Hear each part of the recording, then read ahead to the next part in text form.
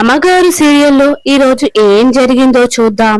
శుభ్ర ఇక గంగాధర్ చెంగయ్యతో తాతయ్య నాన్న అమ్మ నన్ను ఎంత మెచ్చుకుందో తెలుసా, ఈ మార్కులు చూసి నన్ను చాలా మెచ్చుకుంది అని అంటుంటే ఇక చెంగయ్య శుభ్ర ప్రోగ్రెస్ కానీ చూస్తూ ఉంటాడు. అమ్మా చాలా మంచి మార్కులు తెచ్చావమ్మా, చాలా బాగుందమ్మా అని చెప్పి అంటుంటే ఇక గంగాధర్ కి చూపిస్తూ ఉంటాడు చెంగయ్య. చూడురా అని అంటుంటే ఇక గంగాధర్ ప్రోగ్రెస్ కార్డ్ చూసి శుభ్ర నువ్వు ఇలానే చదువుకోవాలి, బాగుంది నా బంగారు తల్లి అని అంటూ ఉంటాడు. ఇక అప్పుడే కాంతం చంద్ర పిల్లల్ని తీసుకొని వస్తూ ఉంటారు.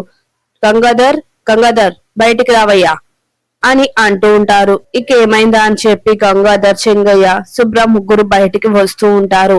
ఏంటయ్యా ఇది, నీ శుభ్ర వల్ల మా పిల్లలు ఈరోజు తిన్నారు, నీ శుభ్ర వల్ల నా పిల్లల్ని శరత్ ఎంత తిట్టాడో తెలుసా అని చంద్ర అంటుంటే, తిట్టడం ఏంటండి, అసలు ఏమైంది అని అంటుంటే, నీ శుభ్ర మా ఇంటికి తగుదునమ్మా అని వచ్చి మార్కులు చూపించడంతో వాడు నా పిల్లల్ని ఎలా తిట్టాడో తెలుసా, ఎప్పుడు తిట్టని శరత్ నా పిల్లల్ని తిట్టాడు, అంతా ఈ శుభ్ర వల్లే అని అంటుంటే, మంచి మార్కులు వచ్చాయి కదా అందుకే చూపించడానికి వెళ్ళింది, వస్తే రానివ్వు, అయితే మాకేంటి, కొంచెం కూడా మీకు బుద్ధి లేదా, ఆయన తగుదునమ్మా అని మా ఇంటికి వస్తారా, అయినా ఈ జాహ్నవికి బుద్ధి లేదు, ఈ శుభ్ర ప్రోగ్రెస్ కార్డు మీద సైన్ పెట్టడం ఏంటో ఏమో అని కాంతం అంటుంటే ఇక ఏం మాట్లాడకుండా చూస్తూ ఉంటారు.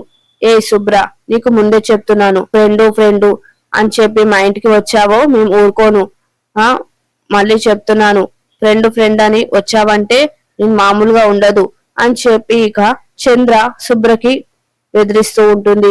అయినా మీకు కొంచెం కూడా కృతజ్ఞత లేదా, పని ఇచ్చాము, ఇల్లు ఇచ్చాము, జీతం కూడా ఇస్తున్నాము, అయినా కూడా ఇట్లా చేస్తారా అని కైలాసం అంటూ ఇక వెళ్ళిపోతూ ఉంటే ఇక శుభ్ర బాధపడుతూ ఉంటుంది. ఇక శుభ్ర బాధపడుతూ చెంగయ్యతో, తాతయ్య నేను మంచి మార్కులు తెచ్చుకోకూడదా, మంచి మార్కులు తెచ్చుకుంటే ఇలానే అంటారా అని అంటుంటే, ఏం కాదమ్మా నువ్వేం బాధపడకమ్మా, నువ్వు ఇలానే మంచిగా తెచ్చుకో, వాళ్ళ పిల్లలకి మంచి మార్కులు రాలేదని వాళ్ళు అంటున్నారంతే, నీకు మంచి మార్కులు వచ్చాయి వాళ్ళకు రాలేదని చెప్పి వాళ్ళు ఇంకా ఆలోచించలేదు, వాళ్ళని ప్రోత్సహించాలి తప్ప ఇలా చేయడం మంచిది కాదు, అయినా నువ్వేం బాధపడకమ్మా వాళ్ళు అలానే అంటారు అని చెప్పి ఇక చెంగయ్య అంటూ ఉంటాడు.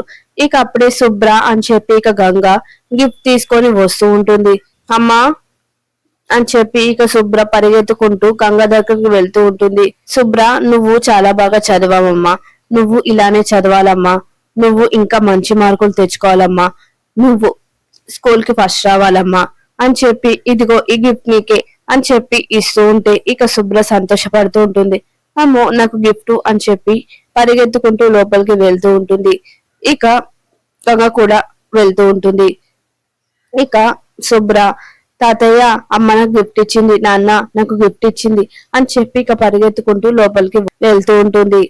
ఇక గంగ ఇక్కడ శరత్ కి ఈ రోజు టిఫిన్ లేట్ అయింది అని చెప్పి ఇక దోశ వేస్తూ ఉంటుంది. అప్పుడే ఇక శరత్ కి పృథ్వీ నుంచి కాల్ వస్తూ ఉంటుంది.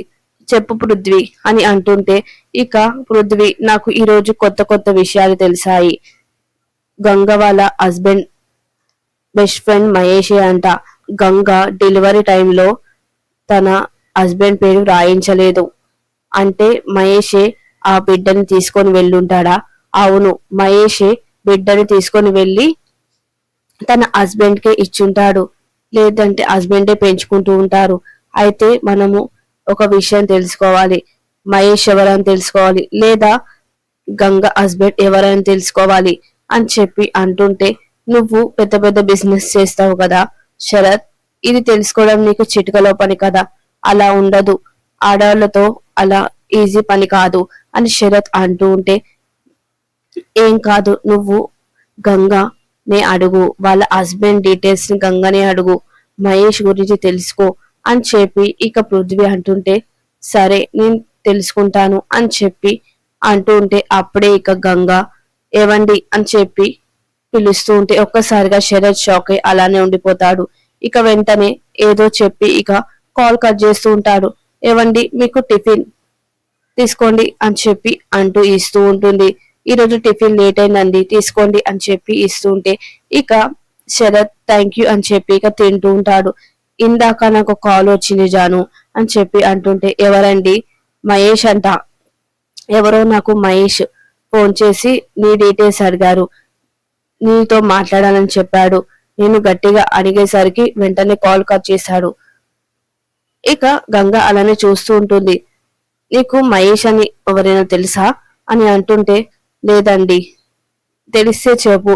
మీ హస్బెండ్ తరపున గాని మీ హస్బెండ్ ఫ్రెండ్స్ లో కానీ ఎవరైనా మహేష్ ఉన్నారా అని శరత్ అడుగుతూ ఉంటే గంగ ఇక అలానే చూస్తూ ఉంటుంది. చెప్పు జాను, ఎవరైనా తెలిస్తే చెప్పు. తను నాకు ఫోన్ చేసి నీ గురించి డీటెయిల్స్ అడిగాడు అని అంటుంటే, అదేంటి నాకు ఫోన్ చేసి నాతో మాట్లాడాలి కానీ మీకెందుకు ఫోన్ చేశారు అని అంటుంటే ఇక శరత్ కంగారు పడుతూ, అది అది కూడా కరెక్టే, ఆ ఏమో మరి నాకెందుకు చేశారో తెలీదు అని అంటుంటే ఇక వెంటనే గంగ తన ఫోన్ ని తీసుకొని, ఎవరో ఫోన్ చేశారన్నారు కదా, అతని నెంబర్ చెప్పండి, నేను ఇప్పుడే కాల్ చేసి మాట్లాడతాను అని అంటుంటే ఇక శరత్, ఎవరు లేనప్పుడు ఏం చెప్పాలి, ఏదో ఒక నెంబర్ చెప్తాను అని చెప్పి ఇక నెంబర్ చెప్తూ ఉంటాడు. ఇక వెంటనే ఆ ఫోన్ కి కాల్ చేస్తూ ఉంటే కలగపోవడంతో ఎవరో రాంగ్ అయి ఉంటారు. నాకు అనుమానంగానే ఉంది. మహేష్ అనే వ్యక్తి కాల్ చేసి చెప్పాడంటే నీకు ఎవరైనా తెలుసుంటుందా? నువ్వు మొన్న రాజమండ్రికి వెళ్ళావు కదా, అక్కడ నువ్వు ఎవరైనా కలిసావా?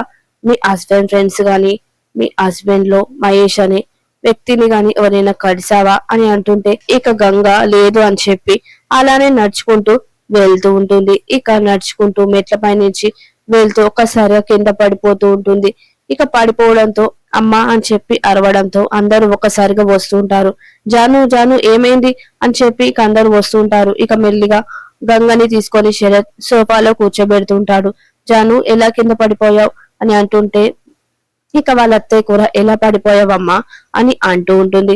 అది మెట్లు ఎక్కుతుంటే స్లిప్ అయి కింద పడిపోయాను అని చెప్తూ ఉంటుంది.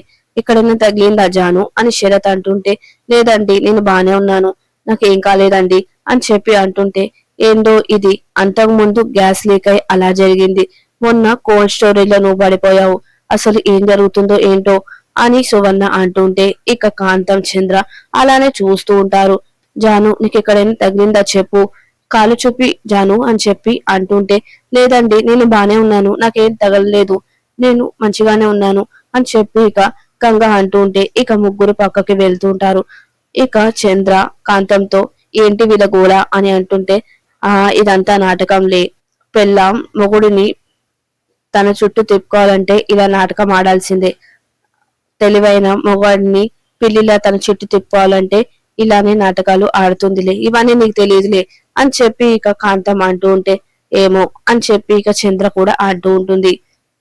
ఇక శుభ్ర కారు దిగి ఇక ఇంటికి వెళ్తూ ఉంటే ఇక ముగ్గురు చరిత యశ్వంత్ బగి ముగ్గురు శుభ్రని ఎక్కిరిస్తూ ఉంటారు. ఎక్కిరించి ఉండడంతో ఇక గంగాధర్ ఏం చేయలేక ఇక వర్షం పడుతుంది మీరు లోపలికి వెళ్ళండి అని అంటూ ఉంటాడు. ఇక బాధతో శుభ్ర అలానే బయటనే కూర్చుండిపోతుంది. ఏమైంది శుభ్ర, ఎందుకు ఇలా ఉన్నావు, ఎందుకు ఇలా ఉన్నావు అని చెప్పి అడుగుతుంటే ఇక ఏడుస్తూ శుభ్ర బాధపడుతూ ఉంటుంది. అప్పుడే ఇక చెంగయ్య వస్తూ ఉంటాడు. ఏంటి శుభ్ర, రోజు స్కూల్ నుంచి రాగానే బట్టలు విప్పేసి సరదాగా చిరాకీగా ఉండేదానివి, ఇలా ఉన్నావేంటి శుభ్ర అని చెంగయ్య అంటుంటే ఇక బాధపడుతూ, నాన్న అమ్మ ఎప్పుడొస్తుంది అని చెప్పి అడగడంతో ఇక చెంగయ్య గంగాధర్ షాకై చూస్తూ ఉంటారు. చెప్పండి నాన్న, అమ్మ ఎప్పుడు వస్తుంది? అది వస్తుంది, నిన్న మొన్న వస్తుందని చెప్పారు, సెలబ్రేషన్ అయిన తర్వాత వస్తుందని చెప్పారు. అమ్మ లేకపోవడంతో నాకు అమ్మా నాన్న లేరని చెప్పి స్కూల్లో నన్ను అందరూ ఎక్కిస్తున్నారు, నేను అనాథ అంటున్నారు అని చెప్పి బాధపడుతూ ఉంటుంది.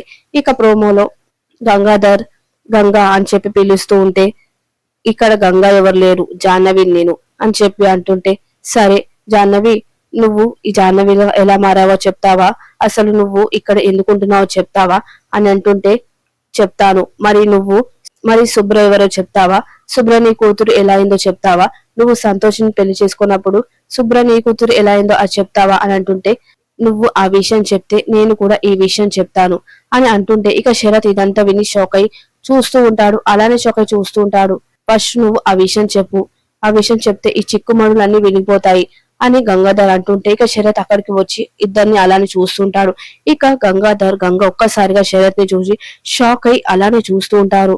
మరి శరత్ ఇదంతా విన్నాడా లేదా అనేది నెక్స్ట్ ఎపిసోడ్ లో చూద్దాం.